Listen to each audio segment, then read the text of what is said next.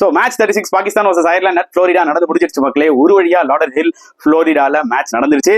இதுல Pakistan 3 wickets வித்தியாசத்துல win பண்ணிட்டாங்க. ஈஸியா வின் பண்ண வேண்டிய மேட்சை கடைசி வரைக்கும் கொண்டு போய் பாகிஸ்தான் டூயிங் பாகிஸ்தான் திங்ஸ் தான் சொல்ல முடியும். ஸோ டாஸ் வின் பண்ணி போலிங் எடுத்தாரு பாபர் அசாம் அண்ட் 106 தாங்க ஆக்சுவலா அடிக்க முடிஞ்சது அயர்லாண்டால.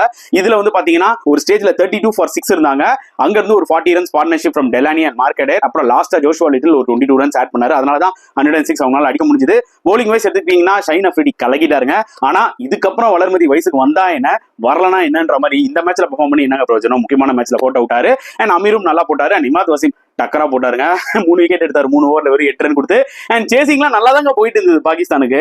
அதாவது ஒரு 20 ரன் கேப்ல இன் பிட்வீன்ல ஒரு 5 விக்கெட் விட்டுட்டாங்க. கடைசியில வந்து பாத்தீங்கன்னா ஒருவேளை அயர்லாந்து வின் பண்ணிடுவாங்களோன்ற மாதிரி தோணுச்சு. ஏன்னா பேரி மெக்கார்த்தி சூப்பரா போட்டு 3 விக்கெட் எடுத்தாரு. பாபர் அசாம் ஒரு பக்கம் ஹோல்ட் பண்ணி விளையாடிட்டு இருந்தாரு. பட் லாஸ்டா ஷைன் அஃப்ரிடி ஒரு 2 6 அடிச்சு கேம் முடிச்சாரு. ஸோ ஈஸியா முடிச்சாங்க அப்பதான். ஸோ இந்த மேட்ச் பத்தி நீங்க என்ன ஃபீல் பண்றீங்கன்றத கமெண்ட் செக்ஷன்ல போடுங்க.